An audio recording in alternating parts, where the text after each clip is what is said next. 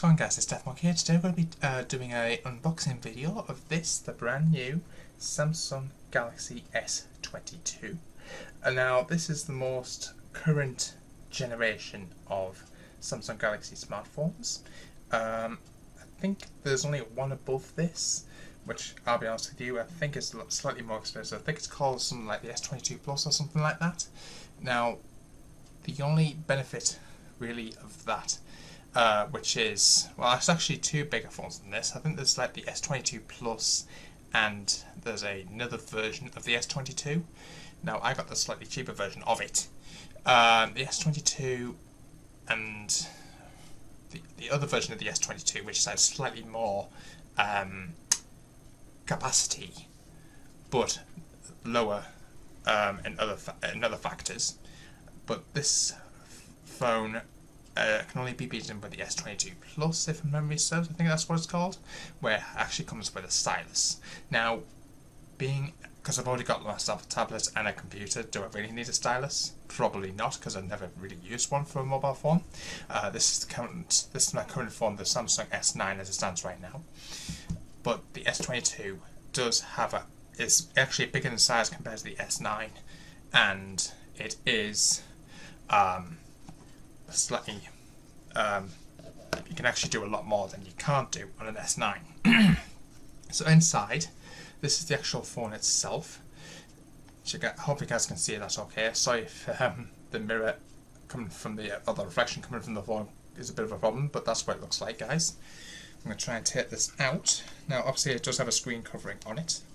So, so as you guys can see, these are the dimensions of the phone for those who are interested. It looks really clean, it's actually bigger in size. Now if you compare this to the S9, which I'll see if I can do a side by side, as you guys can see, you can see the difference. Now the S9, now this one, just bear in mind, does have a casing on it. The S22 currently doesn't, but you can imagine that the sizes between them if they don't have a casing on them. Now I will eventually get a case for this.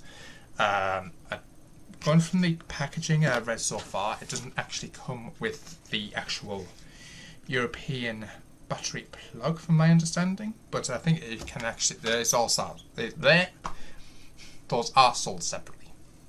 Now if you want to know what all the specifications of all the specific phone are, I will leave it linked down the description. So as you guys can see, we've got a rather nice, unique little phone here. Now I would probably recommend maybe to charge up the battery before you actually start using the phone. I'm not exactly sure what else this comes with in the actual package, but it looks like we've got a little jalopy there to get the SIM card in and out, which is rather handy. Thank you for that. I've been looking all over for something similar to get the specific card out of a faulty GoPro, would you believe? Which is why I didn't really record the unboxing of that GoPro, so apologies about that there, guys. Let's see if I can get this out, come on. There we go. So as you guys can see, we've got, I'll show you guys on screen in a second, once I've got everything out of the packaging. So anything else? Lots of bits of paper, hang on a moment. I just don't want to destroy, just as I say that, just don't want to destroy the packaging if it turns out to be faulty. Just worth noting, guys, when you do receive the phone, you will notice that it has like a little bit of, like a few stickers around the outside of the outer frame. But if you notice anything damaged with the actual sticker itself, that means it's how the phone has been tampered with. So if you notice that the sticker has been damaged, unlike mine, make sure you guys do not open or do not remove the sticker unless you can confirm that the sticker has not been tampered with. So bear that in mind, guys.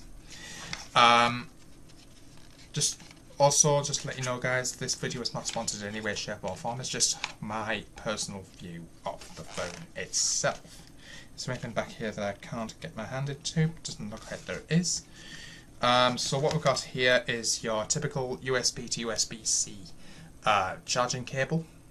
Now I do intend to buy myself a actual European charger with this. Now the reason that I think they've stopped doing it now Now, I think the reason for it is lots of people are trying to charge up using various bits of technology, whether it be like a portable phone charge, a portable like power unit, or it could be like a various other bits and pieces. Now, I don't know when they stopped doing it, but all products from like GoPro to mobile phones always come with a USB charger, so make sure you guys have one of these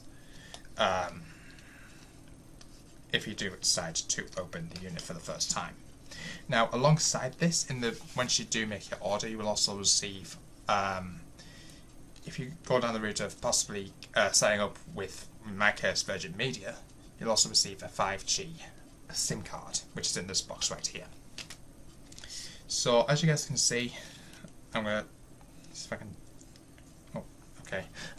So I've got a... Looks like I'm going to go open this. Oh, there we go. It's going to be a bit of a pain in the backside to open. So once you do eventually get this unboxed, now just note it may not turn on as quick as you'd like it to, but if it doesn't turn on, make sure you guys charge it. I thoroughly recommend charging this before you actually turn it on for the first time. Just bear that in mind. Why is this not coming off? So I'll just see you in a moment, guys, while I'll see if I can get this phone started up. Now, my phone is currently charging on my wall at the moment, but when you do receive your smartphone, the Samsung S22 smartphone, within that will be some paperwork in like various different languages, and plus you'll also receive a quick start guide. Now, I hope you guys can see that okay, but within that quick start guide, it actually just mentioned the following. Package contents include the device, i.e. the smartphone, the ejection pin, which is this little doofer right here, which you can use to remove the SIM card or USIM card. A quick start guide, which is this right here, and a USB cable. Now, I did mention earlier in this video it was a USB to USB-C. It's actually a USB-C to a USB-C cable.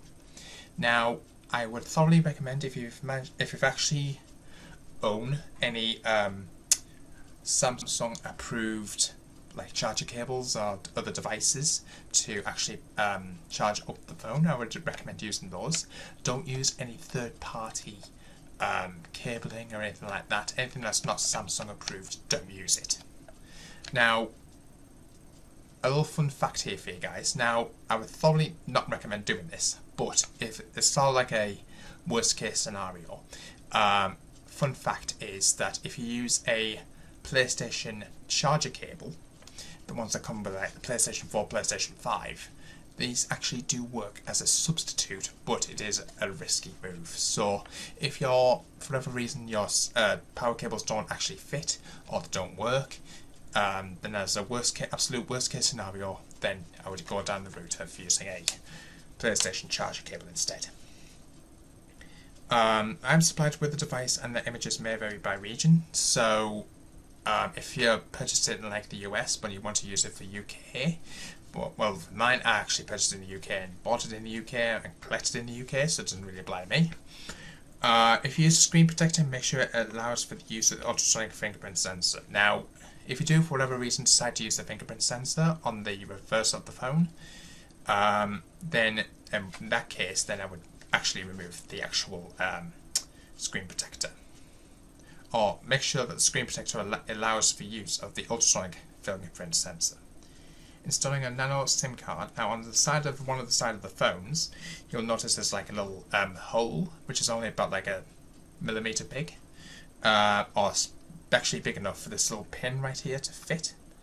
Now, all you have to do is just insert the injection pin into the trace hole to remove the tray. Place the SIM or USIM card on the tray with the gold colour contacts facing up. Now, I'll just show you the specific SIM card that I've got. Now, again, yours might be somewhat slightly different. And I'm going to blur out a few bits of information. Now, hopefully you guys can see that okay, but as you guys can see right there, you will notice that there's gold contacts on this. You probably won't see it due to the quality of the camera, but you have to make sure that those bits there are facing upwards.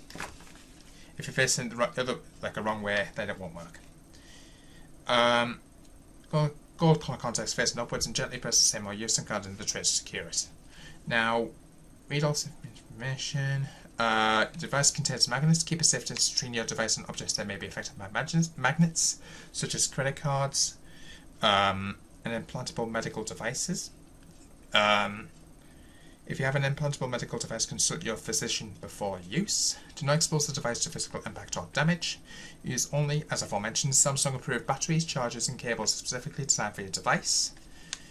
Now, the problem with mine at the present moment is, even though it is a Samsung approved battery, if you don't have a, well, 9 times out of 10, most devices don't have a USB-C port on them. So I am still technically using a Samsung approved battery or stroke charger cable. Prevent the multi-purpose jack and battery terminals from coming into contact with foreign materials such as metal, liquids or dust. If any part of the device such as the glass or acrylic body is broken, smokes or emits a burning odour, stop using the device immediately. Use the device again only after it has been repaired at a Samsung service centre. Do not turn on or use the device when the battery compartment is exposed. So if you noticed any physical damage to the battery's compartment where the battery belongs, don't turn it on or use it. Do not disassemble or reuse the battery in any way.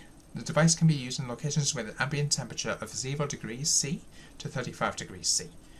You can store the device at an ambient temperature of -20 degrees C to 50 degrees C. Using or storing the device outside of the recommended temperature ranges may damage the device or reduce the battery's lifespan.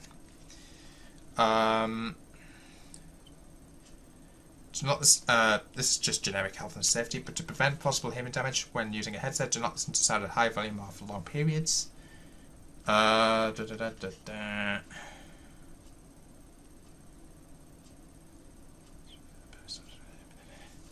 think that's pretty much it. Removing the battery, I would not recommend doing this. But if you do decide to remove the battery, maybe because it's faulty, maybe because it's not charging properly, to remove the battery, contact an authorised service centre. To obtain battery removal instructions, please visit Samsung's website, which I'll link in the description. For your safety, you must not attempt to remove the battery. If the battery is not properly removed, it may lead to damage to the battery and device, cause personal injury, and or result in the device being unsafe. Samsung does not accept liability for any damage, loss, whether in contract or tort, including negligence, which may arise from failure to precisely follow these warnings and instructions, other than death or personal injury caused by Samsung's negligence. So, hope that helps you there, guys. Once I manage to get this phone set up, I'll explain exactly what happens once it's fully charged, so I'll be back with you in a few moments. Sorry about that, guys. So basically what we've got here is about the Samsung Smart Switch. So basically on my old device, it's asking me allow the connection in Galaxy S22 34004 wants to connect to your old phone. Deny or allow. We're going to allow that. And we're going to connect over the same Wi-Fi on the new phone. Then once it's done and both screens are connected, we hope, it should then prompt us to say, I'd imagine, what devices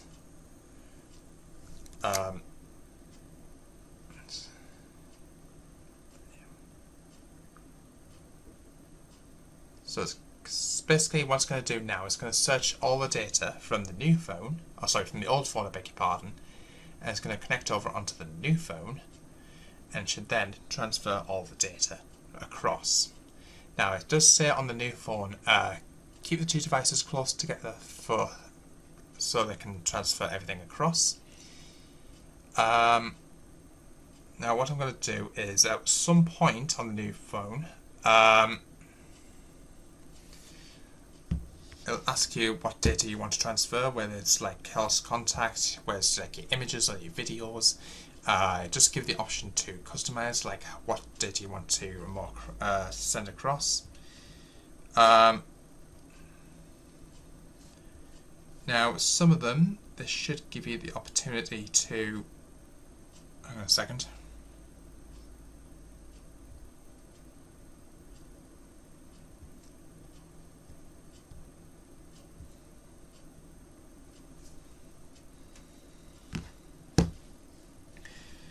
One second, guys.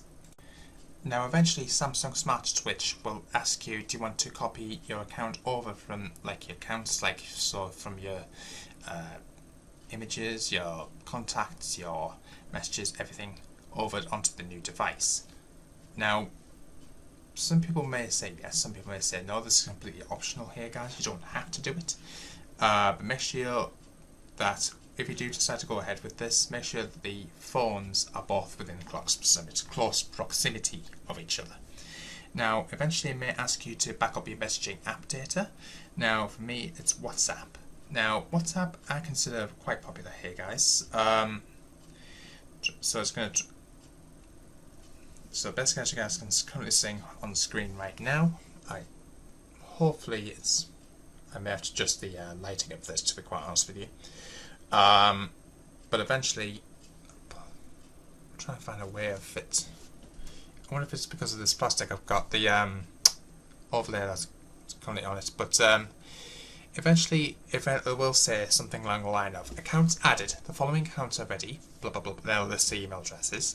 Your email, contacts, calendar, events and more will sync to this phone. You're also ready to start downloading apps, music, games from Google Play. You can add and remove accounts later by going to settings, then accounts.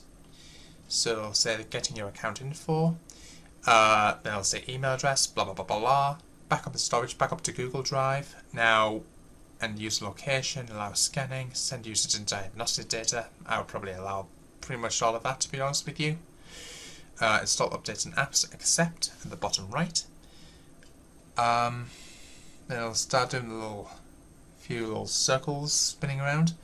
Choose your search engine. Now, if you ask me here, guys, there's a variety that you can choose from. My go-to, and always will be my go-to, is Google. Next. Now, protect your phone. Now, I would highly recommend that you do. For me, I would always have as go as PIN. Now, obviously, I'm going to turn this away so you guys can't see it.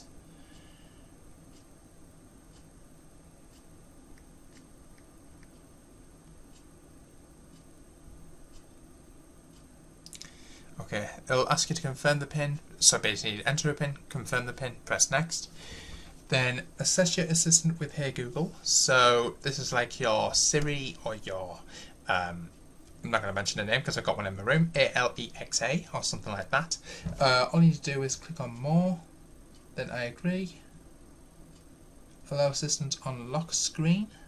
Allow assistant to respond when your phone is locked. But personal actions like calling or messaging, say blah blah blah, so that assistant can recognize your voice. So getting your phone ready, this may take a few minutes. Now, once this eventually does go through, then it should be all ready and set to go. Fingers crossed. It will eventually go onto the please wait with the spinny circles.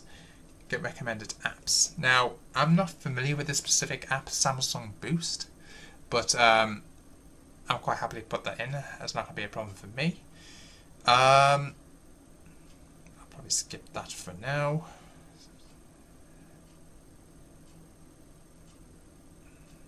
Samsung Internet. Civil. Remember, it'll probably won't, but I'm going to try this. It's basically to log into my Samsung account in case anyone's wondering what I'm up to. There's not really much else I really need to tell you guys in regards to this. Hopefully that my... But I want to know, guys, what you guys thought of this. Please let me know in the comments box down below. Hope everyone found this these steps rather useful. If you did, smash the thumbs up button. As you guys can see, I'm now all set up. All you have to do is click on finish, and that should go through to hopefully to the main menus. Provided you've charged your battery, make sure you guys have also plugged in your SIM card. There is an option if you want to use your old mobile number from your old phone onto the new phone. You do need to do that within a period of 30 days from when you decide to actually move from one to another. So for me, it'll be from O2 to Virgin Media. Now I will say something along the line of, for me it'll be SIM1 Virgin unknown number. Add mobile plan. You can add an eSIM mobile plan if you want. Preferred SIM cards. Once you're happy with all that, it'll say done. You might probably hear a few notifications coming through now, but that's pretty much exactly what the phone does look like. Again, apologies for the poor camera quality on my webcam here, but that's pretty much the exact same thing of what you should see. So that's it, guys. I want to know what you guys thought of this. Please do let me know in the comments box down below. Hope everyone found this useful. If you did, smash the thumbs up button. If you're new to the channel, please smash the subscribe button. Don't forget the notification bell so I say more videos, and I'll see you in the next one. Until then, peace out.